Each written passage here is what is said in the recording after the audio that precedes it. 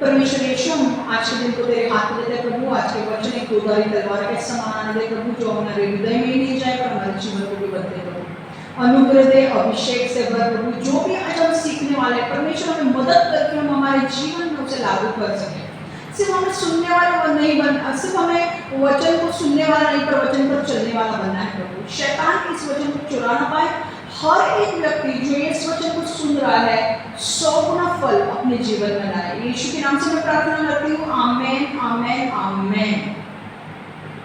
आज का जो वचन है वो हम तीसरा पार्ट है टैलेंट का, और आज ये आखिरी टैलेंट का जो हम ले रहे हैं भाग, ये आखिरी भाग है, ठीक है। आपको पता ही है कि आपको मैं क्यों सिखा रही हूँ, बिकॉज आपको परमेश्वर ने हर एक को टैलेंट से भरा है, और हर एक की जिम्मेदारी बनती है कि जब हम टैलेंट के विषय में सीखते हैं, प्रतिभा और क्षमता के विषय में सीखते हैं, तो हमने जो सीखा है हमें लागू करना है। आज तक हमने 3 भाग देखे हैं टैलेंट के। अगर आपने कोई भाग मिस किया है, आपको वापस देखना है और अपने जीवन में उसे लागू करना है, ठीक है। आज तीसरा भाग चालू हो रहा है। तीसरा भाग चालू होने से पहले मैं चाहती हूँ कि आप वापस ये वचन पढ़ें, ओके। मत्ती 25:20 से 24 हम पढ़ेंगे। मत्ती 25:20 से 24। वो व्यक्ति जिसे चांदी के सिक्कों की 5 थैलियां मिली थी, अपने स्वामी के पास गया और चांदी के 5 और थैलियां ले जाकर उसने बोला, स्वामी, तुमने मुझे 5 थैलियां सौंपी थी। चांदी के सिक्कों की ये 5 थैलियां और हैं जो मैंने कमाई है। उसके स्वामी ने उसे कहा, शाबाश, तुम भरोसे के लायक अच्छे दास हो। थोड़ी सी रकम के संबंध में तुम्हें विश्वास पात्र रहे, मैं तुम्हें और अधिक का अधिकार दूंगा। भीतर जा और अपने स्वामी की प्रसन्नता में शामिल हो। फिर जैसे चांदी के सिक्कों की 2 थैलियां मिली थी, उसने अपने स्वामी के पास गया और बोला, स्वामी, तूने मुझे चांदी की 2 थैलियां सौंपी थी। चांदी के सिक्कों की ये 2 थैलियां और है जो मैंने कमाई है। उसके स्वामी ने उससे कहा, शाबाश, तुम भरोसे के लायक अच्छे दास हो। थोड़ी सी रकम के संबंध में तुम विश्वास पात्र रहे, मैं तुम्हें और अधिक का अधिकार दूंगा। भीतर जाओ और अपने स्वामी की प्रसन्नता में शामिल हो। हालेलुया। सिर्फ 2 मिनट दीजिए मुझे।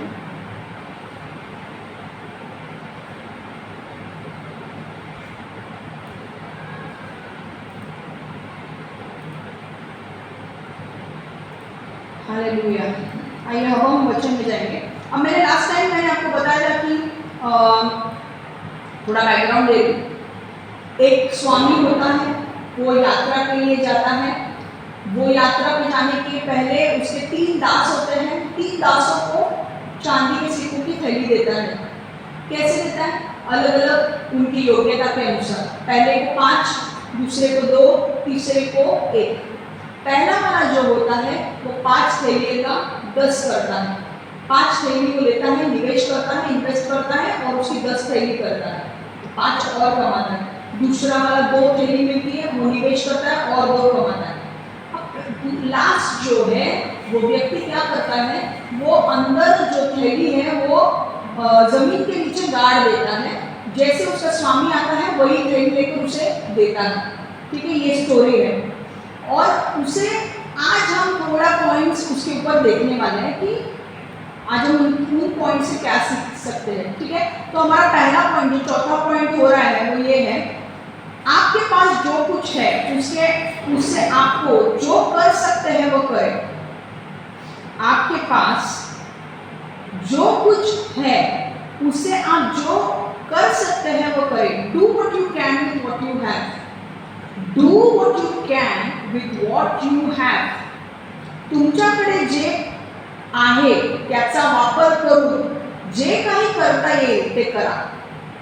तुमच्याकडे जे आहे त्याचा वापर करून जे काही करता येईल ते करा।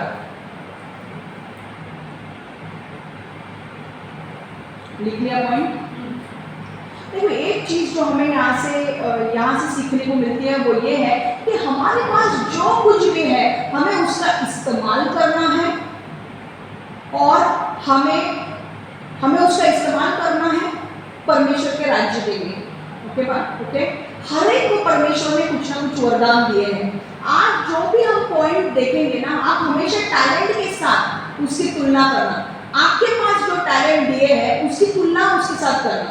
तो ये जो पॉइंट है ये क्या बोल रहा है, आपके पास जो कुछ है उससे आप जो कर सकते हैं वो करें। तो आपको कैसे सोचना है, मेरे पास जो टैलेंट है उससे मैं जितना कर सकता हूं मुझे करना है। समझ में आ रहा है?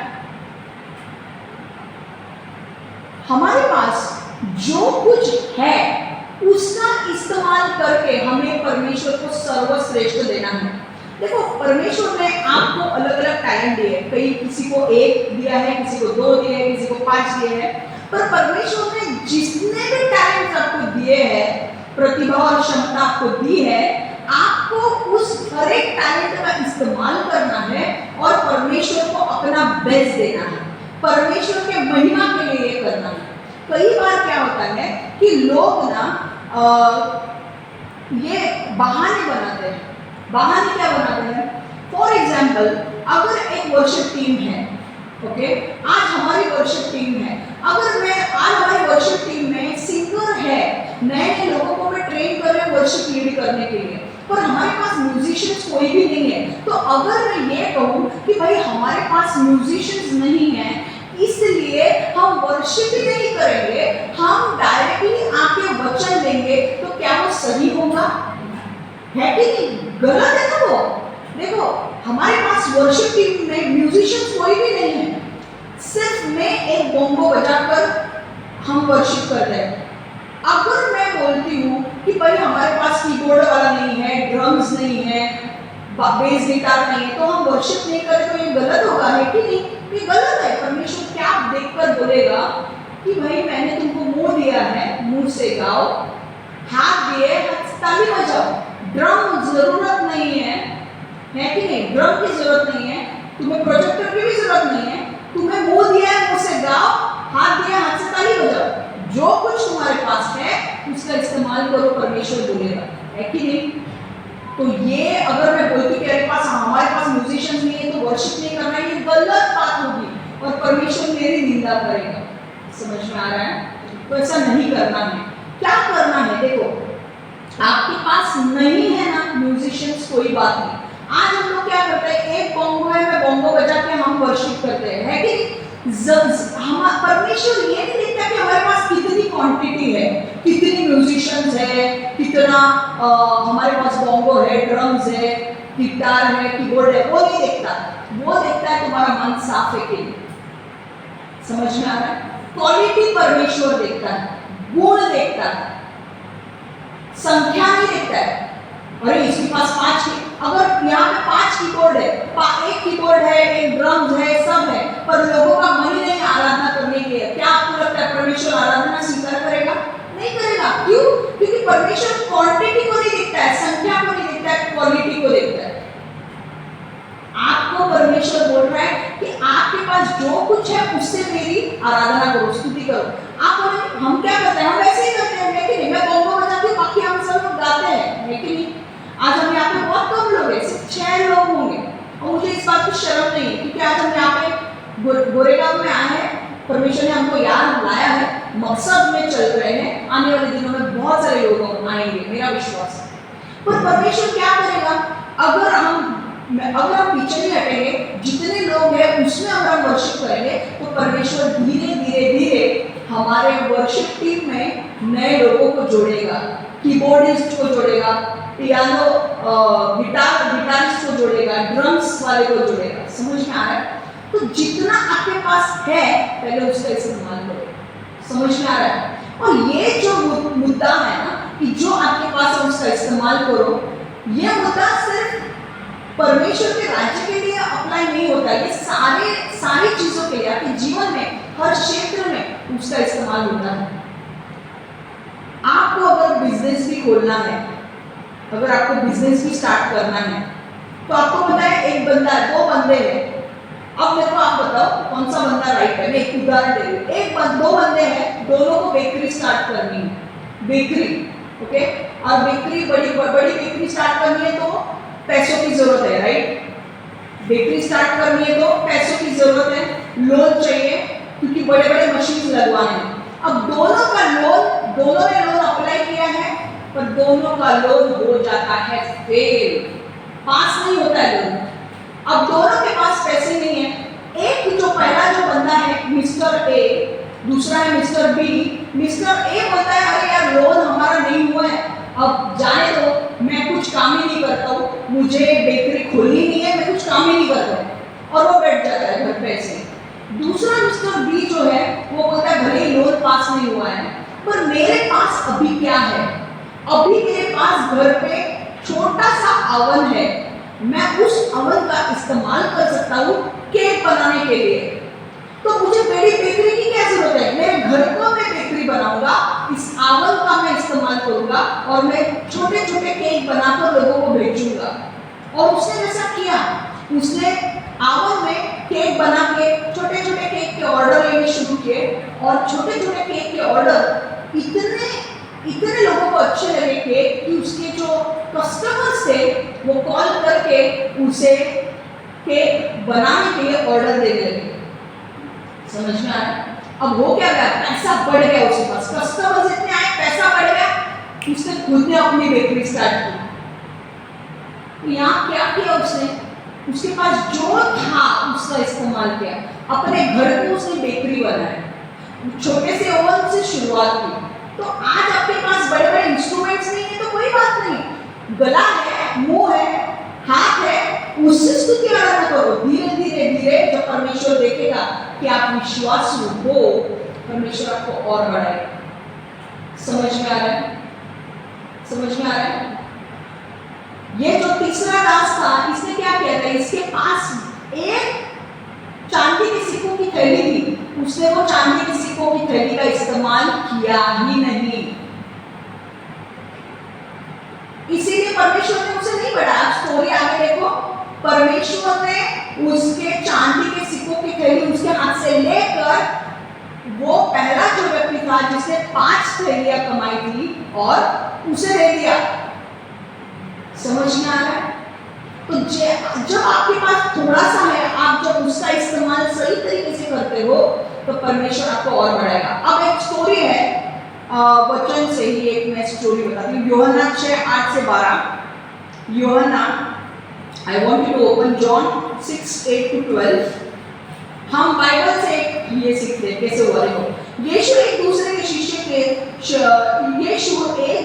शिष्य शिमोन पतरस के भाई आंद्रियास ने कहा, यहाँ एक छोटा लड़का के पास 5 जौ की रोटी और 2 मछली है, पर इतने सारे लोग में इतने से क्या होगा। यीशु ने उत्तर दिया, लोगों को बैठाओ। उस स्थान पर अच्छी खासी घास थी, इसलिए लोग वहां बैठ गए और लोग लगभग 5000 पुरुष थे। फिर यीशु ने रोटी ली और धन्यवाद देने के बाद जो वहां बैठे थे उनको परोस दी। इसी तरह जितने वे चाहते थे उतनी मछलियां भी उन्हें दे दी। जब उनके पेट भर गए, यीशु ने अपने शिष्य से कहा, जो टुकड़े बचे हैं उन्हें इकट्ठा कर लो ताकि कुछ बेकार न जाए। हालेलुया। देखो यीशु क्या कर रहा था, यीशु प्रचार कर रहा था, एक गांव में गया, कंटिन्यूस प्रचार कर रहा था यीशु, और वहां के लोग भी यीशु का प्रचार सुनने के लिए ना पागल होते थे, क्योंकि यीशु के पास इतना अभिषेक था, दूर दूर से लोग आते थे।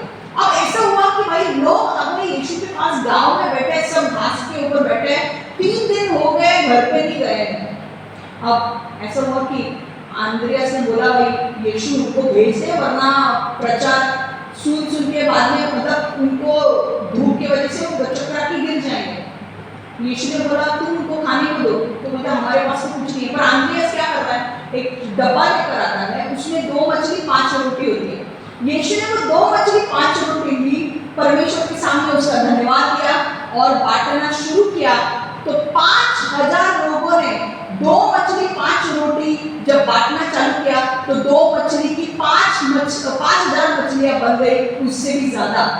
5 जो ये थे, 2 रोटियां थी, 5 ही थी, पर 5 रोटियां के 5000 से भी ज्यादा रोटियां अपने आप बन गई चमत्कार के द्वारा, और इतने लोगों ने खाया। यहाँ से हमें सीखना क्या है, जो आपके पास थोड़ा है वो परमेश्वर के पास लेकर आओ। अगर आपके पास थोड़ी ईमानदारी है, थोड़ी ईमानदारी परमेश्वर के पास लेकर आओ, परमेश्वर और देगा। अगर आपके पास थोड़ा टैलेंट है, थोड़ा टैलेंट परमेश्वर के पास लेकर आओ, परमेश्वर और देगा। अगर आपके पास थोड़े पैसे हैं, थोड़े पैसों को परमेश्वर को दो, परमेश्वर आने वाले दिनों में और देगा। हालेलुया। ये चीज समझो। सिर्फ कई बार बाइबल में बहुत अच्छा ये कहा है, don't despise the small beginnings. कई बार ना आपको जीवन में जो कुछ होता है ना, आपको समझ में नहीं आता है। एक छोटी शुरुआत होती है, पर आपके दिमाग में नहीं हो रहा है कि भाई कौन सी शुरुआत आपके जीवन में हो रही है। एक छोटी सी शुरुआत, एक न्यू बिगिनिंग आपके जीवन में हो रही है, पर आपको समझ में नहीं आता है। कई बार हम लोग क्या होते हैं, छोटा है, हम इसको फालतू समझते हैं, क्या छोटा है, पर वही छोटा धीरे धीरे परमेश्वर जब वो विश्वासु रहेगा उसे और बढ़ाएगा परमेश्वर। हालेलुया। तो कभी भी चीजों को छोटा है इसलिए उसे हल्के से मत लो, परमेश्वर उसे बड़ा करेगा। आज हम बहुत कम लोग हैं, आज हम 6 लोग हैं यहाँ पे, है कि क्योंकि यहाँ पे बहुत सारे लोगों को माइंड से यहाँ पे ट्रैवल करने को नहीं हो रहा है, और यहाँ पे कम लोग हैं। हम आज यहाँ पे आए हैं, पर परमेश्वर के मुझे इतना अच्छा लगता है कि कम लोग हैं तो भी चलेगा, पर मैं परमेश्वर के वचन पर चल रही हूँ, ये ज्यादा महत्वपूर्ण है। आज मेरी शुरुआत छोटी है, कोई बात नहीं, पर मैं छोटे में भी विश्वासु होंगी। जो मुझे छोटा थोड़ा दिया है मैं उसमें विश्वासु होंगी, परमेश्वर मुझे बढ़ाएगा। आज परमेश्वर ने बोला था कि नहीं क्षमा, तुझे गोरेगांव भी आना है। मैंने परमेश्वर के बात मान के मैं गोरेगांव आई। भले हम लोग 6 लोग हैं, पर मेरा विश्वास है कि ये मिनिस्ट्री इतनी बढ़ेगी कि आने वाले दिनों में, मैं आपको बोल रही हूँ, वर्षों में अपना खुद का हॉल होने वाला है। ये मेरा विश्वास है। आज 6 लोगों में परमेश्वर देख रहा है कि हम कितना बेस्ट अपनी आराधना स्तुति करते हैं, कितना अच्छा वचन देते हैं। आने वाले दिनों में एक वक्त आएगा, ये वचन मैं आज दे रही हूँ, एक 2 साल के बाद, 2 या 3 साल के बाद अपना खुद का हॉल होगा। मैं लिख के दे रही हूँ, ये चीज होगी, हमारी खुद की जमीन होगी, हमारा खुद का हॉल होगा और हम वहां पर जाएंगे। ये होगा, यीशु के नाम से ये होगा। हालेलुया। पर आज नहीं है, होगा, ये हमारा विश्वास है। आमेन। विश्वास क्या होता है? भले दिखता नहीं है पर होने वाला है। जो कॉन्फिडेंस है कि नहीं दिख तो नहीं रहा है पर होने वाला है, इसे बोलते हैं विश्वास। आमेन। तो ये आपके पास जो कुछ है थोड़ा उसका आपको यूज करना है। समझ में आ रहा है? दूसरा पॉइंट, आप बोलेंगे कुछ लोग बोलते हैं अरे मेरे पास ना पगार बहुत कम है तो मैं परमेश्वर के टाइप कैसे दूं? मैं परमेश्वर बोलेगा पगार कम है, वो जितना आता है उसमें से तेरे टाइप रेगुलरली निकाल, क्योंकि मैं तेरे जैसे टाइप निकलेगा परमेश्वर के भवन में, तेरा टाइप आएगा, उसके ऊपर मैं आशीष दूंगा और वो तुम्हारा बढ़ेगा। तुम्हारे पास गरीबी है क्योंकि तुम परमेश्वर के राज्य में नहीं देते हो। जो परमेश्वर के राज्य में देता है, जो देते हैं उनके लिए मैं नहीं बोल रहा हूँ, जो नहीं देते हैं उनके जीवन में बहुत सारा पैसा आकर भी टिकता नहीं है। एक कारण उसका ये है कि उनको लगता है मेरे पास पगार कम है, तो पगार कम है तो मैं कैसे दूं? अरे जो कम है उसमें से निकाल के दो, विश्वासु रहो। यही परमेश्वर सिखा रहा है। जो तुम्हारे पास है उसका इस्तेमाल करो। थोड़ा बहुत परमेश्वर ने तुम्हें दिया है, उसमें से टाइम निकाल के परमेश्वर के राज्य में डालो। मैं आपको बोल रही हूँ परमेश्वर बढ़ा देगा। मैंने आपको एक गवाही दी थी ना, एक लड़की थी, उसके पास सैलरी नहीं थी उसकी, अच्छा इंटीरियर डिजाइनर थी और कोविड के समय में उसके पास पैसा नहीं था, इंटीरियर डिजाइनिंग का काम नहीं हो रहा था, प्रोजेक्ट्स नहीं मिल रहे थे, कुछ नहीं हो रहा था। उसने एजेंसी चालू किया सैनिटाइजर बेचने का। सैनिटाइजर बेच के उसको 2-3 हज़ार रुपए मिलते थे, तो 2-3 हज़ार रुपए से उसने मुझे निकाल के, मुझे बोलना नहीं चाहिए पर 200-300 रुपए उसने मुझे टाइप के रूप में दिए। मैं आपको बोल रहा हूँ, मैं ये गवाही इसलिए दे रही हूँ, इसलिए मैं उसका नाम नहीं ले रही हूँ जानबूझ के। वो लड़की ने विश्वास से 200-300 रुपए, क्योंकि 2-3 हज़ार मिलते थे उसको, उसमें से उसने निकाल के मुझे दिए। मैंने उसको कहा तू शर्म मत कर, 50 रुपए भी होंगे ना तो भी तू दे, क्योंकि परमेश्वर किसी का कर्जदार नहीं है, परमेश्वर तुझे लौटाएगा। जब उसने पैसे सैनिटाइजर बेच के जो पैसे उसको मिले वो उसने दिए ना, मैं आपको बोल रही हूँ आने वाले दिनों में परमेश्वर ने उसके लिए इतने बड़े बड़े द्वार खोले। उसने इंटीरियर के प्रोजेक्ट्स, इंटीरियर डिजाइनर है वो, इंटीरियर डिजाइनिंग के प्रोजेक्ट्स उसके पास आने लगे, एक के पीछे एक प्रोजेक्ट आने लगा और एक प्रोजेक्ट 12 लाख का प्रोजेक्ट था। और उसने मुझे घर भी दिखाया, कौन से घर में उसने इंटीरियर डिजाइनिंग की। जो लड़की के पास 2000-3000 वो कमा रही थी 200 रुपए टाइप, उसका प्रोजेक्ट 12 लाख आया, 12 लाख का प्रोजेक्ट। आपको पता नहीं है भाई, आपको ऐसा लगता है जो आपके पास है ना उसमें से परमेश्वर को दो। समझ में आ रहा है? जो आपके पास है, मैं सिर्फ टाइप की बात नहीं कर रही हूँ, आपके पास टैलेंट भी थोड़े है ना, वो थोड़े टैलेंट को इस्तेमाल करो परमेश्वर के लिए, परमेश्वर को और देगा। हालेलुया। दूसरा पॉइंट, डर हमें सफलता से दूर रखता है। डर हमें सफलता से दूर रखता है। Fear keeps us from success. Fear keeps us from success. भीती आपल्याला यशापासून दूर ठेवते, भीती आपल्याला यशापासून दूर ठेवते। देखो ये जो तीसरा दास था ना, ये इसको परमेश्वर ने एक चांदी के सिक्कों की थैली दी थी और परमेश्वर स्वामी उसका बोल रहा था कि भाई एक चांदी के सिक्कों की थैली का इस्तेमाल तू अच्छी तरह से कर, निवेश कर और मुझे कमा के दे। तो उसने क्या किया, उसके अंदर डर आया। वो स्वामी जब उसके पास आया, स्वामी ने बोला तूने मेरे थैली का क्या किया? उसने बोला मेरे अंदर डर आया, मैंने उस चांदी के सिक्कों की थैली को छुपा लिया। अब एक सोचने वाली बात यह है कि डर किस बात का था उसे, है कि नहीं? हमें पता भी तो होना चाहिए ना डर किस बात का था। डर उसे इस बात का था कि कहीं वो पैसे खो ना दे, कहीं वो पैसे खो ना दे। खो ना दे मतलब कोई चोरी करके भी लेकर जा सकता है, या फिर अगर वो कहीं निवेश करता है, निवेश में अगर उसे लॉस होता है तो भी पैसे खो जाएंगे और फिर उसे स्वामी की डांट सुननी पड़ेगी। इसके वजह से उसने सेफ ऑप्शन चुना। उसने बोला भाई इतना ज्यादा मेरे को दिमाग नहीं लगाना, भाई मेरे को टेंशन नहीं लेना, मेरा स्वामी मेरे को क्या बोलेगा, मेरे स्वामी की नजर में मैं अच्छा रहना चाहिए, इसलिए मैं रिस्क ही नहीं लेगा, मैं जो दिया है ना उसको गार्ड पे रखेगा। उसे लगा भाई सुरक्षित ऑप्शन है। पर कभी कभी यही सुरक्षित ऑप्शन, यही सेफ ऑप्शन उसको उसी की बड़ी कीमत चुकानी पड़ेगी। कौन सी कीमत चुकाई उसने? उसे लग रहा था कि भाई स्वामी के पैसे में मेरे हाथ से खोले ना पाए, इसलिए चोरी ना होने जाए, इसलिए मैं जमीन में गाड़ी पे रखता हूँ। भले निवेश भी नहीं करूंगा क्योंकि निवेश में अगर लॉस हो गया तो स्वामी को क्या उत्तर दूंगा? ये डर उसके अंदर था। डर थे, मैं बात बोलूं, डर एक ऐसी चीज है ना जो आपको आगे बढ़ने से रोकेगी, जो आपको आपके जीवन में आगे बढ़ने नहीं देगी। आपको परमेश्वर बड़े बड़े चीजें करने के लिए इस्तेमाल करना चाहता है, पर क्योंकि आप डरपोक हो, परमेश्वर आपका इस्तेमाल नहीं करेगा, नहीं करेगा।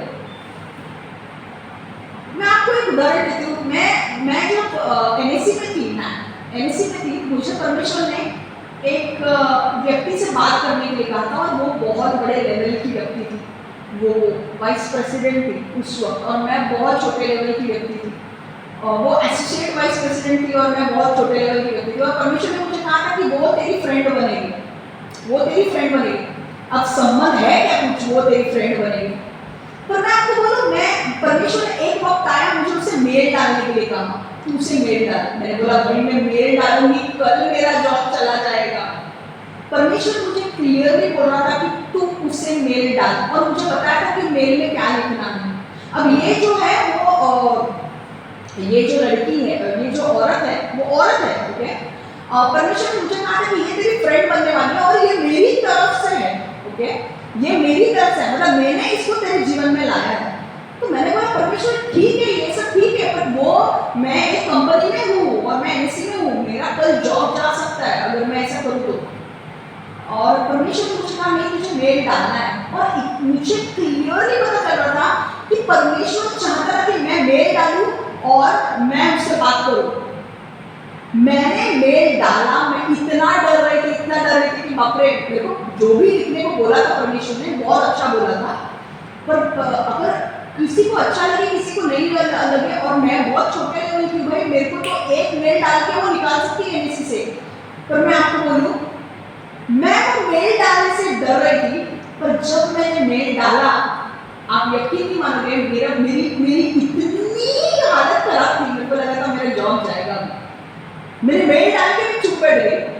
आप विश्वास नहीं करोगे,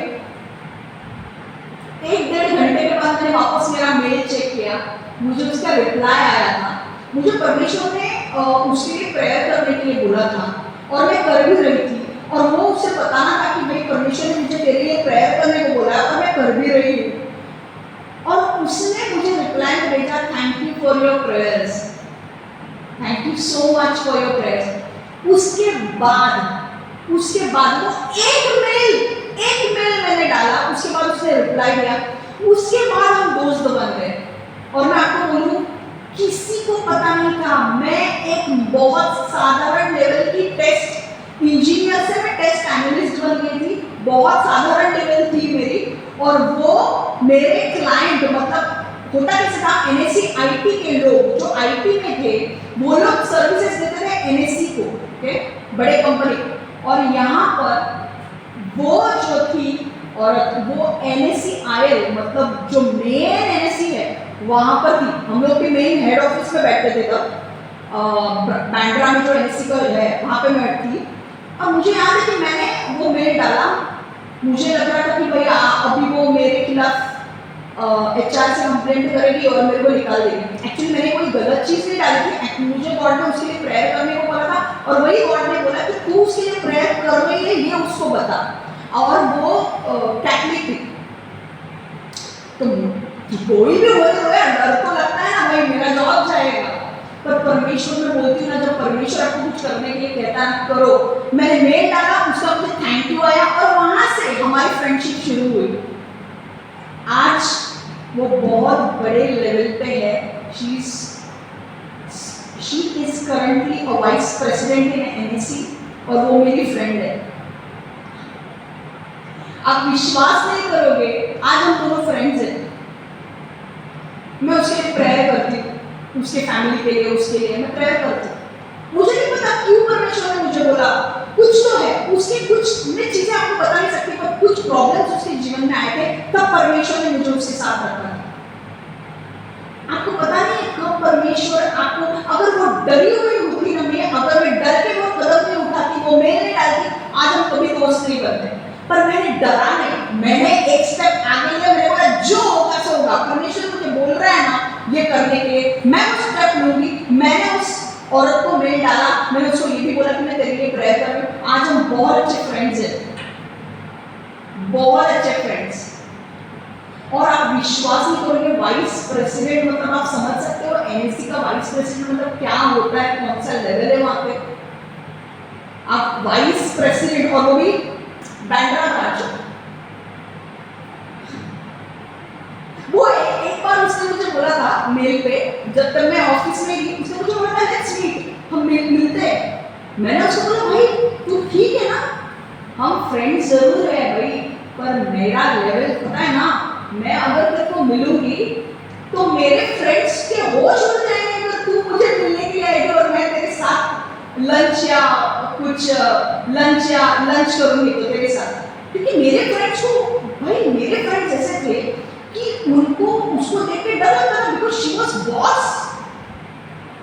उसकी एक मेल से उनकी लाइफ खराब हो सकती है अगर कुछ गलत किया तो। और मेरे फ्रेंड्स बोलते तुझे उससे क्या लेना है ना, तू क्या करेगी, तू तो हमारे लेवल पे, तुझे उसके साथ। तो मैंने उसको बोला था, उसने मुझे बोला था कि ऐसे हम लंच टुगेदर, हम लंच करते हैं।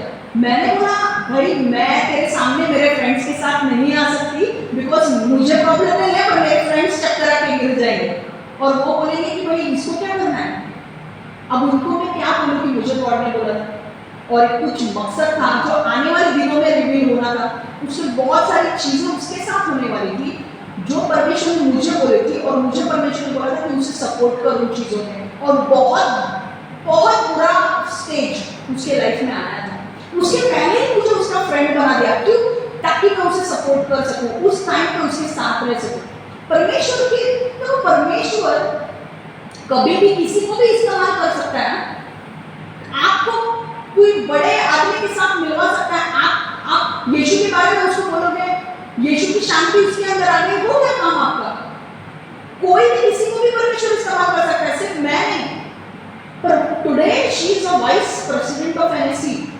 आज मैं आपको बोल रही हूँ, ये मेरे साथ हो सकता है, कल आपके साथ भी हो सकता है। आप आपको भी परमेश्वर बड़े लेवल पर किसी के साथ इस्तेमाल कर सकता है। पर क्या है ना, डर जो है ना वो आपको खा लेता है। डर की वजह से आप बढ़ नहीं पाते। मेरे अंदर भी शैतान डर डाल रहा था, मत कर कॉल, मत कर मेल, मत कर। मैंने अगर मेल नहीं किया होता, we wouldn't have been so good friends। हम अच्छे फ्रेंड्स नहीं होते, हम होते ही नहीं। मतलब परमेश्वर ने मुझे प्रॉमिस दिया है कि हम दोनों फ्रेंड्स बनने वाले हैं, पर क्योंकि मैंने वो स्टेप लिया नहीं, हम फ्रेंड्स नहीं बनते। तो कई बार क्या होता है, परमेश्वर हमें प्रॉमिस देगा कि ये होगा, पर आपको भी करने की जरूरत है। सपोज ले लो, आप वर्शिप लीडर के लिए आपको चुना गया है और आप बोलते हो कि यहाँ पे बहुत क्राउड बैठा है, मैं वर्शिप लीड करने से डरती हूँ, मैं लोगों के सामने आने से डरती हूँ, इसलिए मैं माइक ही नहीं लूंगी, मुझे नहीं करना है। तो आपको आशीष मिलेगा क्या? नहीं मिलेगा। अगर आपको वर्शिप लीडर बनना है तो आपको आगे आके लीड करना पड़ेगा, भले आपके सामने कितने भी लोग हो, आपको डर निकालना पड़ेगा, तभी आप कर सकते हो। बहुत सारे लोगों को प्रीचिंग का चांस होता है, बहुत सारे लोगों को वाद्य बजाने का चांस होता है, बहुत सारे लोगों को वर्शिप लीड करने का चांस होता है, बहुत सारे लोगों को पास्टरिंग करने का चांस होता है, पर क्योंकि उनके अंदर डर है, लोग क्या सोचेंगे, भाई लोग क्या सोचेंगे, इसके डर की वजह से वो करते नहीं। और हमें वैसा नहीं बनना है। हमें ये याद रखना है कि परमेश्वर ने हमें प्रॉमिस दिया है, वो अपना प्रॉमिस पूरा करेगा, पर जो हमारा पार्ट है वो हमको करना है। अगर परमेश्वर ने जो मुझे बोला था कि तू उसको मेल डाल, अगर मैंने मेल डाला ही नहीं होता, आज हम उतने फ्रेंड्स रहते ही नहीं, आज हम उतने अच्छे फ्रेंड्स नहीं रहते। Can you believe that? वो एक वाइस प्रेसिडेंट है एंड इतने बड़े कंपनी के। मैं क्यों ये बोल रही हूँ? क्योंकि मैं उसको हाईलाइट नहीं कर रही हूँ, मैं हाईलाइट ये कर रही हूँ कि हमारा परमेश्वर देखो एक छोटे से व्यक्ति को लेकर एक बड़े व्यक्ति से मिलाएगा। परमेश्वर किसने जाना था भाई हम करेंगे? मैंने तो कभी नहीं सोचा था, पर एक मेल डालना इंपॉर्टेंट था। एक मेल क्यों? क्योंकि परमेश्वर ने बोला नहीं, अगर तू ये नहीं करेगी तो वो नहीं होगा, और परमेश्वर की इच्छा थी, इसलिए मैंने वो किया।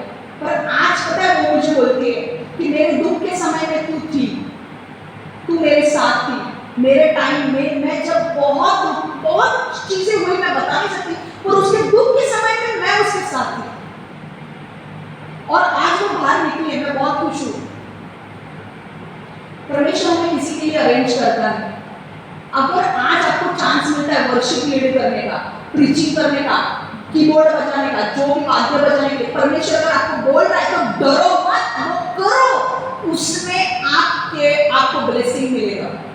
अगर परमेश्वर आपको दिखा रहा है कि भाई ये लड़की है, इससे शादी करो, तो परमेश्वर से पूछो, अगर ये है उससे करो शादी, वो लड़का है उससे करो शादी, डरो नहीं। परमेश्वर आपको बोलेगा अरे ये अभी देखो, मुझे परमेश्वर ने वो औरत से बात करने के लिए कहा क्योंकि उसको प्रॉब्लम्स में आगे जाने वाली थी। इसके पहले ही मैं उसके साथ प्रेयर में थी, मैं उसके लिए प्रेयर कर रही थी, और मेरा उसके साथ ज्वाइन होना, उसके साथ बात करना ही इसलिए था ताकि मैं उसके बुरे वक्त पे उसके साथ रह सकूं। आज उसका बुरा वक्त निकल गया है, आज उसका बहुत अच्छा चल रहा है, बहुत अच्छा। और मैंने उसे, परमेश्वर ने उसे भविष्यवाणी भी दी थी, वो भविष्यवाणी मुझे उसे बोली थी, और मैंने उसे कहा भी कि भविष्यवाणी तेरे जीवन में पूरी होगी, तेरे को ये दर्जा तेरी कंपनी में मिलेगा, और वही मिला उसे। आज उसका विश्वास बढ़ेगा यीशु पे। मैं आपको बोलूं, डर है ना आपको खोखला बना देता है, डर आपको आगे बढ़ने नहीं देगा, और डर आपको गलत डिसीजंस लेने के लिए मजबूर करेगा, तो आपको ये करना नहीं है। देखो ये जो बंदा था, ये जो नौकर था, इसने क्या किया? इसको डर किस बात का था? मैं अगर पैसे इन्वेस्ट करूंगा और अगर निवेश करके मैं लॉस में गया तो मैं अपने स्वामी को क्या बताऊंगा, अगर मेरे हाथ से पैसे खो गए, चोरी हो गए, तो मैं अपने स्वामी को क्या बताऊंगा। ये डर था, इसकी वजह से उसने क्या किया? जमीन में पैसे गाड़ के रखे। उसे लग रहा था भाई ये सबसे सेफ ऑप्शन है, भाई जमीन में गाड़ के रखूंगा, मेरा स्वामी आएगा, मैं उसको निकाल के दे दूंगा, मेरा स्वामी मुझसे बहुत खुश होगा। हुआ क्या? जो सेफ ऑप्शन वो समझ रहा था, जो सुरक्षित मार्ग वो अपने लिए समझ रहा था, वो सुरक्षित मार्ग की वजह से उसे ज्यादा बड़ी कीमत चुकानी पड़ी। Sometimes we think it is a safe option, we go for safe option, but the safe option will end up costing us. कभी-कभी हम लोग ना सेफ ऑप्शन देते हैं भाई। हमको कभी कभी है ना, कभी कभी कैसे होता है, पैसे कम होंगे, पगार कम आया, तो हम लोग बोलते टाइज नहीं देंगे, हम टाइज नहीं देंगे, घर पे रखेंगे, घर पे पैसे की जरूरत है, ये सेफ ऑप्शन है। पर रिस्क नहीं लेंगे, नहीं हम टाइज देंगे, पैसा घर में कम होगा तो कुछ चलेगा, हम टाइज पहले देंगे, परमेश्वर हमारे जरूरतों को देखेगा, ये विश्वास नहीं रखेंगे। पैसा कम आया तो हम क्या बोलेंगे, पैसा नहीं देंगे, ये गलत है। तुम पैसा कम आने की वजह से टाइज नहीं देते हो, पर वही उसी की वजह से तुम्हारे घर पे श्राप आने चालू हो जाते हैं, क्योंकि तुम परमेश्वर के राज्य में नहीं दे रहे हो। परमेश्वर ने तुम्हें दिया हुआ जॉब है, परमेश्वर ने तुम्हें दिया हुआ आशीष है, तुम उसे ही लूट रहे हो बिना टाइज देके। समझ में आ रहा है? तुम्हारा जॉब तुम्हें किसने दिया, परमेश्वर ने दिया, तुम्हारी जिम्मेदारी बनती है कि उस पैसों से, तुम्हारे पगार से तुम थोड़ा पैसा परमेश्वर के लिए निकालो, पर तुम नहीं निकालते हो। क्यों? क्योंकि परमेश्वर घर पे पैसा नहीं है, इसलिए टाइज नहीं देंगे और श्राप आएंगे, क्योंकि परमेश्वर बोलेगा मैंने तुझे दिया है, तू मुझे आदर नहीं दे रहे, और श्राप आएंगे। और जो पैसा आप बचाने की कोशिश करोगे, डॉक्टर या किसी और के ऊपर चले जाएंगे। मैं लिख के बोलती हूँ आपको, डर आपको बेवकूफ भरी चीजें करने को लिए ना मजबूर करता है। मैंने जब जॉब छोड़ा तो मुझे शैतान मेरे अंदर डाल रहा था कि तू जॉब छोड़ के मिनिस्ट्री करने वाली है, तेरी मिनिस्ट्री नहीं चलेगी। मुझे याद है पास्टर ने मेरे फ्रेंड को बोला क्षमा की मिनिस्ट्री 3 हफ्ते भी नहीं चलेगी, 3 हफ्ते के बाद उसकी मिनिस्ट्री बंद हो जाएगी। मेरे फ्रेंड ने आकर मुझे बोला कि क्षमा तेरे बारे में कोई ऐसा बोल रहा है। मैंने बोला जो बोलना है बोलने दे, मेरे अंदर पूरा विश्वास है कि परमेश्वर ने जो मुझे बोला है परमेश्वर उसे पूरा करेगा। मुझे पता है परमेश्वर ने मेरे लिए क्या भविष्यवाणी दी है, भले अभी वो हो नहीं रही है पर वो आगे पूरी होगी और मेरा विश्वास है। मैंने परमेश्वर ने मुझे बोला, ये नहीं बोला, परमेश्वर ने मुझे बोला एक दिन कि तू ना प्रेयर शुरू कर घर में। मैंने बोला ठीक है मैं प्रेयर शुरू करती हूँ। परमेश्वर ने बोला सुबह बहुत सारे ऐसे लोग हैं जो बेचारे यीशु को मानते हैं पर कोई चर्च में नहीं जाते, तो उनको तेरे घर पे बुला। मैंने बोला ठीक है, उनको परमेश्वर ने बोला उनको तेरे घर पे बुला, वहाँ पे प्रेज एंड वर्शिप ले, स्तुति आराधना कर और प्रेयर भी कर। मैंने बोला ठीक है मैं चालू करती हूँ हर संडे। मैंने मम्मी डैडी से बात किया, उन्होंने बोला ठीक है। 2 दिन रविवार के 2 दिन शुरू होने के पहले परमेश्वर मुझे बोल रहा है छोटा वचन भी बना। मैंने बोला वचन? परमेश्वर तूने तो बोला मुझे प्रार्थना करने के लिए ना, अभी प्रार्थना से स्तुति आराधना बोला, स्तुति आराधना भी करूंगी, वचन भी प्रेयर भी करूंगी। परमेश्वर ने बोला नहीं छोटा वचन भी बना। मैंने छोटा वचन बनाया।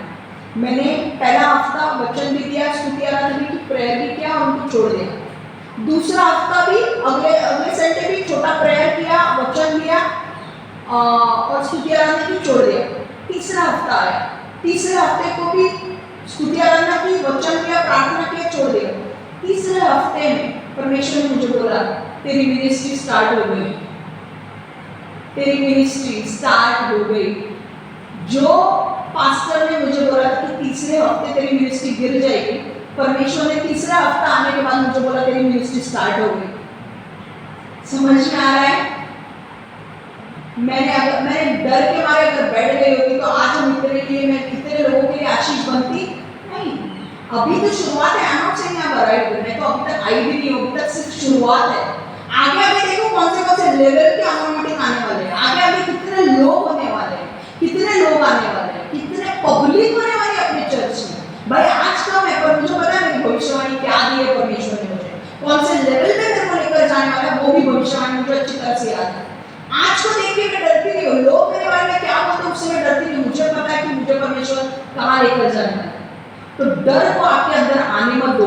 परमेश्वर जो आपको करने के लिए बोल रहा है वो करो। आपको बोल रहा है शादी करनी है, शादी करो। आपको बोल रहा है जॉब लेना है, वो कंपनी में जॉब करना है, वो कंपनी में जॉब करो। परमेश्वर बोल रहा है इससे उस व्यक्ति से आपको बात करनी है तो उस व्यक्ति से आप बात करो, क्योंकि उसी में आपका आशीष छुपा हुआ है। मेरा आशीष क्या था? मैंने कभी सोचा नहीं था कि वो मेरी फ्रेंड बनेगी, कभी नहीं।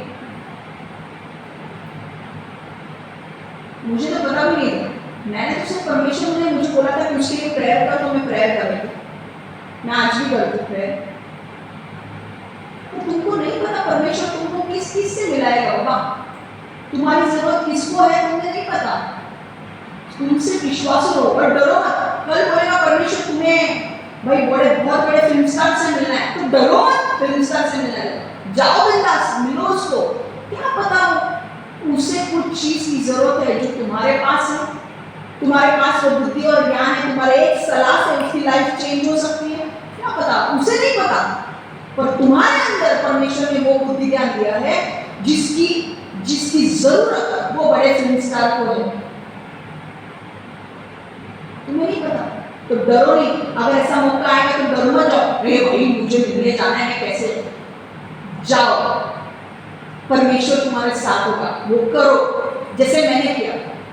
मुझे परमेश्वर ने कहा था वो औरत को मेरे बर्थडे पे बुलाओ। इमेजिन पूरे फ्रेंड्स, मैंने उसको इनवाइट किया, वो किसी के बर्थडे पे नहीं जाती। मैंने उसको इनवाइट किया, ऑफिस में था, परमेश्वर ने मुझे बोला उसे इनवाइट कर तेरे बर्थडे पे। मैंने उसे इनवाइट किया, लिटरली इनवाइट किया।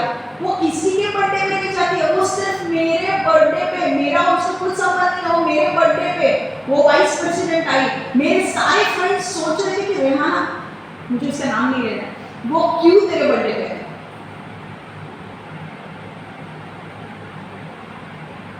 सीरियसली, और मैं ये परमेश्वर की महिमा के लिए बोल रही हूँ कि परमेश्वर ने किया, मैंने नहीं किया है। वो इतनी बड़ी लेवल की औरत वो मेरे बर्थडे पे आई। डर, अगर मैं डरती मैं उसकी फ्रेंड कभी नहीं बनती, ना उससे मेरी हेल्प कभी मिलती। कभी कभी ना हमको डर की वजह से, शैतान को पता है कि तुम्हारे अंदर कुछ है जिसका फायदा, जो चीज दूसरों को जरूरत है, अगर वो आप डर को खत्म करोगे और वहां तक पहुंचोगे, आपको परमेश्वर बड़े लेवल का इस्तेमाल करेगा आपके जीवन में। परमेश्वर बड़े लेवल पर आपका इस्तेमाल करेगा। So don't get fearful, do what God is telling you to do, and I'm telling you, when you do what God tells you to do, it's going to be a blessing. I'm telling you, it's going to be a blessing for your whole life and for your whole family. I'm telling you. So whatever God tells you to do it. समझ में आ रहा है? I hope I'm clear.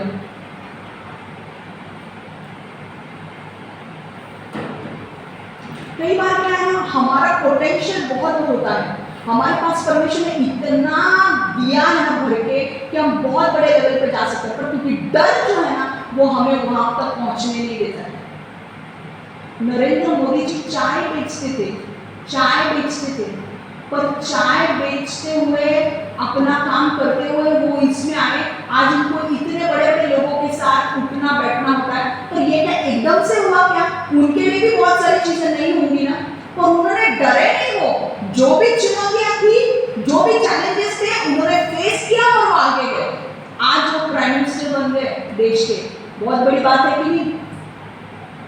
चुनौतियां आपके जीवन में आएंगी, चैलेंजेस आपके जीवन में आएंगे, डर भी उसके साथ आएगा। शैतान आपको इतनी आसानी से आगे बढ़ने नहीं देगा, पर डर को हटाने की जिम्मेदारी अब हमारी है। परमेश्वर क्या कहता है? परमेश्वर ने हमें डर का आत्मा नहीं दिया है। God has not given us a spirit of timidity, but He has given us a spirit of love, sound mind and discipline.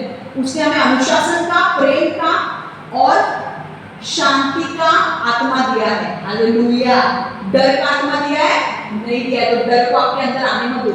किसको पता भाई आपके अंदर जो है किसको जरूरत पड़ेगी आगे जाके, भले वो कोई फिल्म स्टार हो, पर उसका दिमाग नहीं चल रहा होगा भाई मैं तो फिल्म स्टार हूँ, वो तो हाई लेवल पे है, पर आपके अंदर कुछ बुद्धि ज्ञान है जिसके वजह से उसके दरवाजे खुल जाएंगे। देखो यूसुफ के पास ऐसे वरदान थे जिसकी वजह से your talents will make a room for you. आपके वरदान आपको बड़े-बड़े लोगों के सामने खड़ा करेंगे। फिरौन राजा को पता नहीं था देश को कैसे चलाना है, यूसुफ को पता था, और यूसुफ ने बोला ऐसा कर, 7 साल बहुत खराब आने वाले, 7 साल अच्छे आने वाले। उसने उसका सुना, उसने बोला भाई तू बहुत इंटेलिजेंट व्यक्ति है, बुद्धि ज्ञान तेरे अंदर है, परमेश्वर तेरे अंदर निवास करता है, तू इस देश का राजा बन। योर टैलेंट्स तुम्हारे वरदान तुम्हें बड़े बड़े लोगों के सामने खड़ा करेंगे, पर तब तुम डरोगे उनके सामने जाने के लिए, तुम क्या बनोगे? अगर यूसुफ डरता फिरौन राजा के सामने जाने के लिए तो क्या वो बनता राजा? नहीं। समझ में आ रहा है? तो डरो मत, डरो मत, बिंदास होके करो यार। मैंने कैसे किया? बिंदास, जो होगा सो होगा, परमेश्वर देख लेगा। अच्छा, परमेश्वर बोल रहा है तो फिर करो, अपने मन से मत करो, परमेश्वर क्या बोल रहा है तो करो। समझ में आ रहा है?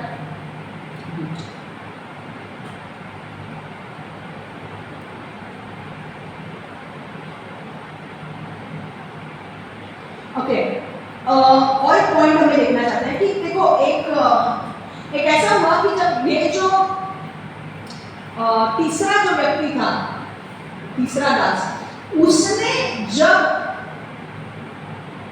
स्वामी को कमाई करके नहीं दी और जहां पे गाड़ा था वही निकाल के दे दिया, तो स्वामी गुस्से में आकर स्वामी ने क्या बोला कि भाई तेरी जो चांदी के सिक्कों की थैली है ना, एक उसको निकाल कर मैं उस व्यक्ति को देना चाहता हूँ जिसने 5 की 10 थैलियां थी, और उसे दे दी। तो बहुत सारे लोगों को लगता है कि छठवां पॉइंट हमारा ये है कि जब हम वरदान इस्तेमाल नहीं करते तो हम उसे गवा देते हैं। छठवां पॉइंट हमारा क्या है? जब आप वरदान का इस्तेमाल नहीं करते हैं, आप उन्हें गवा दोगे। When you don't use your talent, you will lose it. जेव्हा तुम्ही तुमची प्रतिभा वापरत नाही तेव्हा तुम्ही ती गमावता। देखो यहाँ पर एक चीज मुझे क्लैरिफाई करनी है। बहुत सारे लोगों को ये लगता है कि जब हम अपने टैलेंट्स को इस्तेमाल नहीं करते, वरदान का इस्तेमाल नहीं करते, तो हम उसे गवा देंगे, पर ये सही बात नहीं है। क्यों? आप बोलेंगे अरे ये तो गलत है। देखो, जब हमारे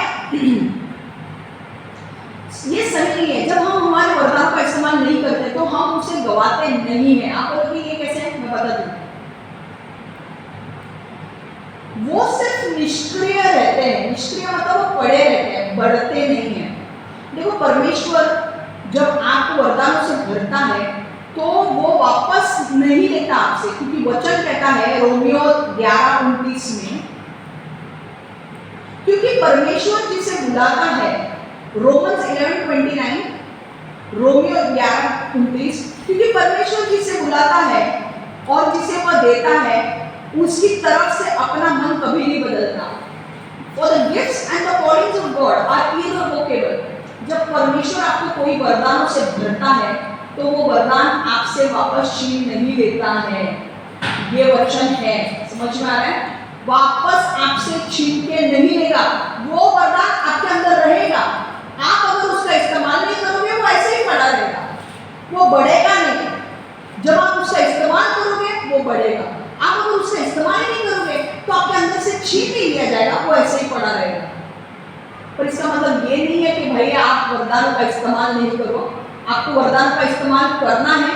जो परमेश्वर ने आपको वरदानों से भरा है उनका इस्तेमाल आपको करना है और आपको आपके वरदानों को बढ़ाना है। आप देखो, कई बार चर्च में लोग आते हैं, मुझे याद है चर्च में लोग आते हैं, 5-5, 10-10 साल उनको चर्च में हो जाते हैं, पर वही का वही सीट गर्म करने का काम वो करते हैं। चर्च में आके बेंचेस गर्म करते हैं, बाकी कुछ काम नहीं करते हैं। एक अंडा उनके नीचे रखोगे ना तो गर्म होके आमलेट भी बन जाएगा, इतना मस्त लोग। हाँ, 100 लोगों का आमलेट बनाना है तो ऐसे 100 लोग स्टैग्नेंट बिलीवर्स हो, उनके नीचे अंडा रखो कि वो गर्म होके सबको परोस सकते हैं। 100 अंडे आएंगे, 100 आमलेट बनेंगे, क्योंकि वो लोग कुछ करते ही नहीं, वो आके बैठ जाते हैं। बोलते भाई हमको कुछ करना नहीं है, हम तो स्टैग्नेंट बिलीवर्स हैं, हम सिर्फ बैठ के तमाशा देखेंगे। आपको ऐसा नहीं बनना है। परमेश्वर ने, मैंने आपको स्टार्टिंग में कहा, परमेश्वर ने हर एक के अंदर वरदान दिए हैं, आपको वो वरदान पहचानने हैं। वरदान कैसे पहचानोगे? वरदान आपको कौन से चीज में इंटरेस्ट है उससे आपको आपके वरदान समझ में आ जाएंगे। कौन सी चीज आपको आराम से करने को आती है, वहां से आपको पता चलेगा कि भाई ये मेरा वरदान है। तो आपको आपके वरदान देखने हैं, कौन से वरदान आपके पास है। आपको नहीं समझते, आपके पास्टर को बोला, आपको पास्टर आपको बता के बोलेगा कि आपके अंदर क्या है। कई बार क्या हुआ, कभी-कभी क्या होता है, लोगों के अंदर होता है, उनको चांस नहीं मिलता है, इसलिए उनको समझ नहीं आता। जब चांस मिलता है तो उनके वरदान बढ़ने लगते हैं। तो आपको स्टैग्नेंट बिलीवर बिल्कुल नहीं बनना है कि भाई आके बैठ गए, अंडा हुआ था, आज एक ऑमलेट करके दे दिया, क्षमा को नहीं। मेरे को आपका आमलेट नहीं चाहिए भाई, आप मुझे आप चाहिए, आप एक्टिव बनो। समझ में आ रहा है? तो आपको क्या करना है, आपके पास अगर गिफ्ट्स है आपको यूज करने हैं। कल उठ के आप न्याय के दिन में परमेश्वर के सामने खड़ा होकर आप क्या बोलेंगे, परमेश्वर मैंने अंडा बनाया, आमलेट बनाया, परमेश्वर बोले अंडा मैं तुमने मेरे लोगों के लिए कितनी भलाई की वो बताओ। नहीं मैंने कुछ नहीं किया, मेरे अंडे नीचे अंडा रखा था, गर्म होकर आमलेट बना ले दिया क्षमा को। परमेश्वर बोलेगा आमलेट जैसे ही पुरस्कार देता हूँ तुमको, अभी रुको,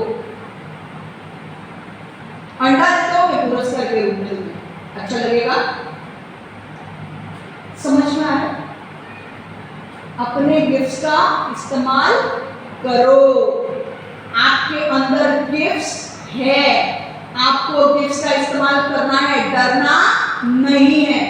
और ये जो चीज है कि वरदान आपके अंदर से निकालेगा वो नहीं होगा, it will remain dormant in your life, it will not grow, it will remain dormant in your life. वो आपके जीवन में सिर्फ पड़ा रहेगा, वो बढ़ेगा नहीं अगर आप उसका इस्तेमाल नहीं करते तो। पर आपको करना है, आपको उसे बढ़ाना है, और you don't have to be a stagnant believer. आपको सिर्फ बैठ के अंडे उबाल के नहीं देने मुझे, या आमलेट बना के नहीं देना है, आपको सेवा में आना है। समझ में आ रहा है? इसीलिए मैं हर एक को अपनी सेवा का कुछ ना कुछ चांस देती हूँ, राइट है ना?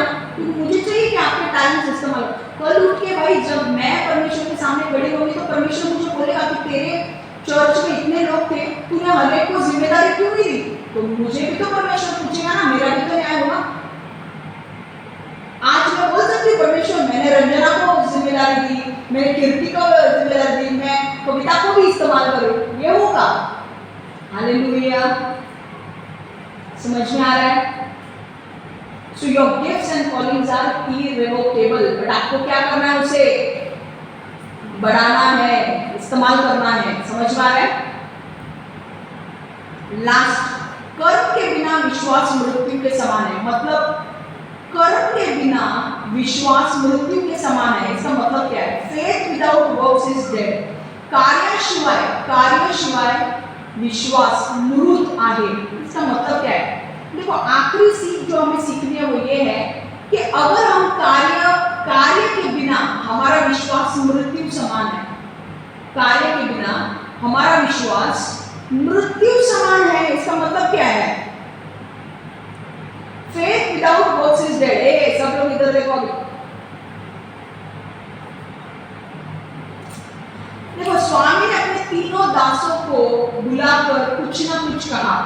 पहले जो 2 दास थे जिन्होंने उसे अच्छी कमाई करके दी, पहले वाले ने 5 का 10 किया, दूसरे वाले ने 2 का 4 किया, उसे स्वामी ने प्रशंसा दी, अप्रिशिएट किया। क्या बोला? भाई शाबाश, तुम अच्छे और तुम भरोसे के लायक अच्छे दास हो। दोनों को बोला शाबाश, तुम भरोसे के लायक अच्छे दास हो। पर जो तीसरा व्यक्ति था जिसने वो चांदी किसी के छुपा के रखे, उसे बोला तू बुरा और आलसी व्यक्ति है, तू बुरा और आलसी व्यक्ति है। यहां से हमें समझ में क्या आता है कि हमारा, जैसे स्वामी ने इन तीनों दासों का न्याय किया, हमारा भी न्याय हमारे विश्वास के ऊपर होगा। देखो हम मत्ती 25-21 पढ़ेंगे। उसके स्वामी ने उससे कहा शाबाश, तुम भरोसे के लायक अच्छे दास हो। हालेलुया। देखा वचन में, वापस वो दूसरा वाला वचन हम देखेंगे। तीसरे दास को अपने वरदान का इस्तेमाल नहीं किया, इसलिए स्वामी ने उससे नाराज हो गया और उसे बुरा और आलसी कहा। मत्ती 25-26 हम वचन पढ़ेंगे। उत्तर में उसके स्वामी ने उससे कहा है, तू एक बुरा और आलसी दास है, तू जानता है कि मैं बिना बोए काटता हूँ और जहाँ मैंने बोया जहाँ मैंने बीज नहीं बोए वहाँ से फसल बटोरता हूँ। तो तू एक बुरा और आलसी दास है। अब समझ में आ गया? अब यहाँ से हमें समझना क्या है, हमारा विश्वास ना, कई बार लोग क्या बोलते हैं हमारा विश्वास हमारे अंदर है, पर हमारा विश्वास अंदर, हृदय के अंदर होना जरूरी है, पर उसे कार्य में भी डालना जरूरी है।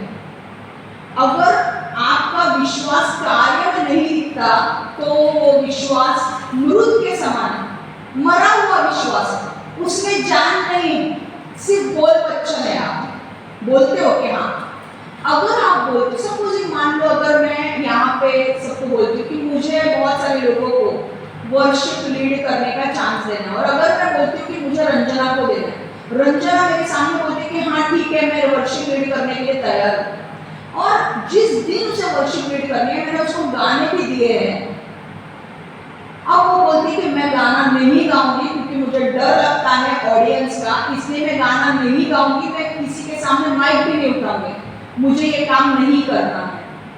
और 2 दिन पहले मुझे बोल रही थी कि हाँ मैं विश्वास से वर्शिप लीड करूंगी, तो उसको अंदर विश्वास तो था हृदय में, पर कार्य किया क्या?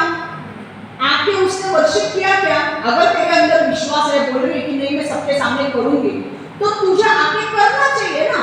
जब तू आके करेगी तो वो विश्वास कार्य में आएगा, सिर्फ हृदय में बोलने से नहीं होगा, वो विश्वास जब तू करेगी तब वो कार्य में आएगा। तो अगर उसने लीड किया क्या? नहीं किया, तो वो विश्वास क्या है? मृतक है, उसमें कुछ जान है क्या? जिसके अंदर विश्वास है और वो कार्य में डालता है, उसी की वाह होती है। नोआ को देखो, नोआ जब बोर्ड बना रहा था, परमेश्वर ने उसे बोर्ड बनाने के लिए कहा, बारिश आई नहीं थी, नूह को पता ही नहीं था, नोआ को पता ही नहीं था बारिश क्या होती है।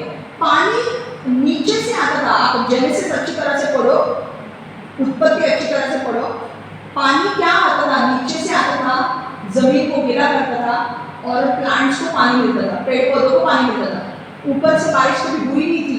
और नूह को परमेश्वर ने बोला था कि तू क्या कर, बोट बना, जहाज बना, और मैं तुझे बताऊंगा कैसे बनाना है।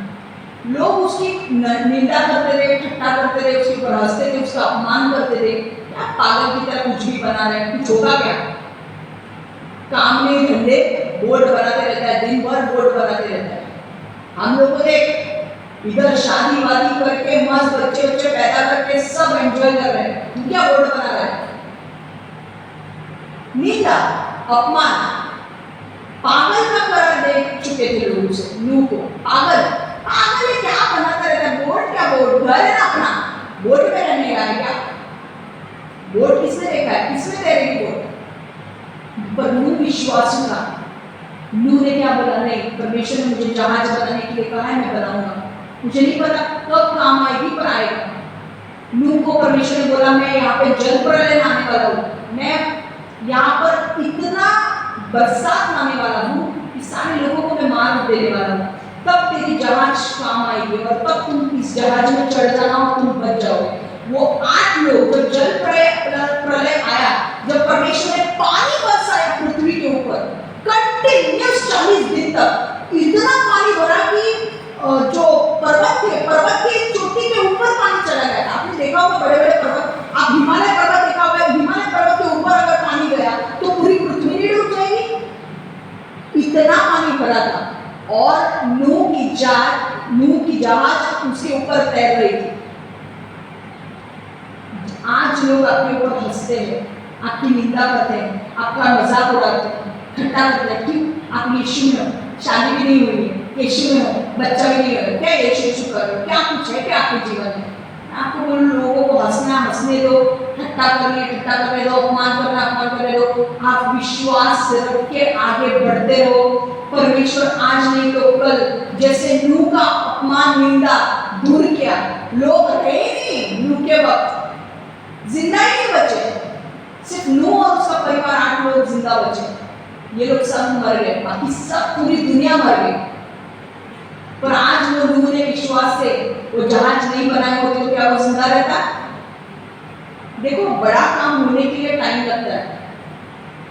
लोग आपकी निंदा करेंगे, अपमान करेंगे, अरे तू यीशु करता है, तेरी शादी हुई, यीशु करता है, बच्चा हुआ, यीशु करता है, जॉब मिला, फिर भी निंदा करेंगे, अपमान करेंगे, तेरे आपके बारे में बहुत कुछ बोलेंगे, आपको यहाँ से सुन के यहाँ से निकाल देना है। क्यों? क्योंकि आप अपने परमेश्वर को जानते हैं। हमारा परमेश्वर बहुत बड़ा है। एक दिन उसके लिए 1000 वर्ष की तरह है, 1000 वर्ष एक दिन की तरह है। 1000 वर्षों में जो नहीं हुआ वो एक दिन में करके बताएगा। हालेलुया। कब आपको प्रपोजल आएगा, कब आपकी शादी हो जाएगी पता भी नहीं चलेगा, कब आपको बच्चा होगा पता भी नहीं चलेगा, कब आपको जॉब लगेगा पता भी नहीं चलेगा, कब आपका बिजनेस चालू पड़ेगा पता भी नहीं चलेगा। विश्वास बहुत बड़ी चीज है और विश्वास इब्रानियों 11:6 में बोलता है विश्वास एक महत्वपूर्ण चीज है जो आपको परमेश्वर से प्रसन्नता देगी। परमेश्वर प्रसन्न होता है विश्वास से। एक ही चीज जिससे आप परमेश्वर को प्रसन्न कर सकते हो वो है विश्वास। अगर आपको परमेश्वर ने वरदान दिए हैं, आप विश्वास से उसका इस्तेमाल नहीं करते हो तो क्या होगा? आपके वरदान चले नहीं जाएंगे पर वो आपका विश्वास को कुछ अर्थ नहीं रहेगा। आपके बारे में मैं कुछ लोगों को बता नहीं पाऊंगी। आपके बारे में लोग बोलते ना, बड़े बड़े लोगों का हम क्या लेते हैं, उदाहरण लेते हैं, भाई इसने ये किया उसने वो किया। किसकी वजह से? विश्वास की वजह से वो लोग बड़े बड़े काम करते हैं। भाई वो लोग, कुछ लोग तो यीशु को भी नहीं जानते फिर भी विश्वास के द्वारा करते हैं। हम लोग यीशु को जानते हैं फिर भी हम पीछे। विश्वास, यीशु आपके साथ तो आपको किसका डर है? विश्वास से कदम आगे बढ़ाओ और विश्वास से बोलना, हर बोल बच्चा नहीं बनना है, जो बोलते हैं वो करके दिखाना है। सिर्फ अंदर ही अंदर नहीं रखना, हाँ हम ये करेंगे वो करेंगे, नहीं, अंदर ही अंदर नहीं रखना है, जो अंदर है उसे करके बता तो फिर मैं मानू।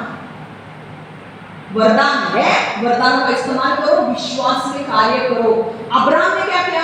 अब्राहम को जब परमेश्वर ने बोला घर छोड़ तो उसने विश्वास से घर छोड़ा।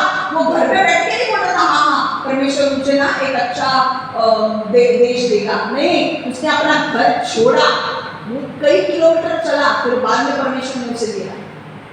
आपको विश्वास में चलना है। जब आप विश्वास में चलोगे एक दिन आएगा जब परमेश्वर अपनी निंदा अपमान दूर करेगा, पर आपको विश्वास में चलने की जरूरत है। विश्वास के बगैर आपको कुछ नहीं होने वाला है। समझ में आ रहा है? हालेलुया।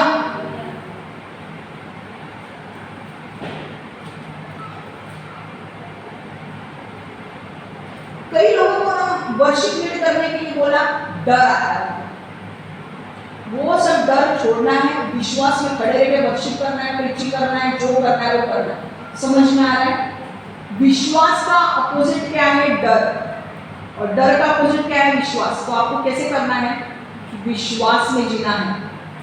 आज जब मैंने जॉब छोड़ा, मुझे बहुत सारा शैतान डर डाल रहा था कि यार तेरी मिनिस्ट्री नहीं चलेगी, कि तेरे पास पैसा भी नहीं होगा, आज जो जॉब छोड़ा कौन पैसा देगा। पर मैंने वो सारी चीजें मेरे मन में आने नहीं दी। मैंने बोला परमेश्वर ने मुझे बोला है ना, परमेश्वर मुझे संभालेगा। परमेश्वर ने मुझे बोला है ना मेरी मिनिस्ट्री स्टार्ट करने के लिए, परमेश्वर मुझे उपलब्धि भी करेगा। मुझे परमेश्वर ने जॉब छोड़ने के पहले मुझे एक चीज कही थी कि तेरे मम्मी डैडी मुझे सपोर्ट करेंगे पैसों के क्षेत्र में। मैं तेरे मम्मी डैडी को सिक्योर करूंगा कि वो मुझे सपोर्ट करेंगे। आज तक वो मुझे सपोर्ट कर रहे हैं। एक दिन ऐसा नहीं हुआ है कि मुझे खाने को नहीं मिला है, रहने को जगह नहीं मिली, कपड़े नहीं मिले, ऐसे कभी नहीं हुआ। परमेश्वर ने मेरी पूरी चिंता अपने ऊपर ले ली। मुझे सारा कुछ परमेश्वर उपलब्ध करके देगा। क्यों? क्योंकि वो परमेश्वर का काम है। परमेश्वर ने मुझे बोला था छोड़, तो परमेश्वर की जिम्मेदारी बनती है कि वो मुझे सारा कुछ दे, और वो करेगा भी, और वो विश्वास है। पर वो मैं विश्वास में चली, मैंने छोड़ा जॉब को, तब मुझे परमेश्वर देने लगा। हालेलुया, आमेन। तो आज हमने क्या क्या पॉइंट सीखे? फटाफट रिवीजन करते हैं। 4 पॉइंट्स। कौन सा पॉइंट पहला है? आपके पास जो कुछ है उससे आप जो कर सकते हैं वो करें। Do what you can with what you have. 5वां, डर हमें सफलता से दूर रखता है। Fear keeps us from success. तीसरा, जब आप वरदानों का इस्तेमाल नहीं करते तो आप उन्हें गवा दोगे। ऐसा नहीं होता है। They lie dormant in you. They will grow only when you use it. Okay?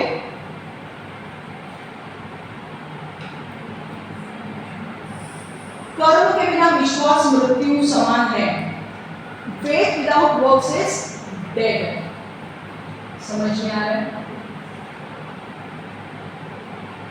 आइए हम प्रार्थना करते हैं।